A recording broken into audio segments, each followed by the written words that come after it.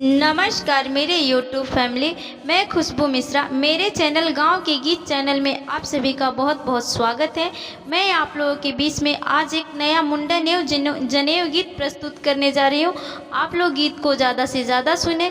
गीत कैसा लगा कमेंट द्वारा ज़रूर बताएं। गीत अच्छा लगे तो लाइक शेयर ज़रूर करें। अब मेरे चैनल पर नए हैं तो चैनल को सब्सक्राइब भी कर लें। धन्यवाद। ससुरा से कावानी फुआ गावती आइले, आवारो बाजावती आइले हो। ससुरा से कावानी फुआ गावती आइले,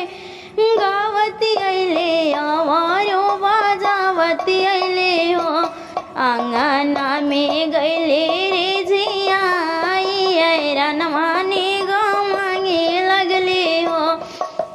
आंगना में गैले रे झिया, रनवाने गाँव मांगे लगले हो। अरे दुआरा से आवेले कमना बाबा फुआ के मनावेले हो। दुआरा से आवेले कमना बाबा फुआ के मनावेले हो। बहिनी सोनावा पे छवले महंगाई, रनवा तुहके कहाँ से देवो हो। बहिनी सोनावा पे छवले महंगाई, रनवा तुहके कहाँ से देवो हो। आता ना बचना सुन कवना बाबू फुआ से आराज करे। आता ना बचना सुन कवना बरुआ फुआ से आराज करे हो। फुआ जब हम होए वो से आना, रनवा तोहे बधैया देवो हो। फुआ जब हम होए वो से आना, रनवा तोहे बधैया देवो हो। अरे ससुरा से दीदी हमरो गावती आइले, आवारो बाजावत आइले हो। अरे ससुरा से दीदी हमरो गावती आइले, आवारो बाजावत आइले हो। अरे आंगना में गैले रे झिया, नवाने गाँव मांगे लगले हो।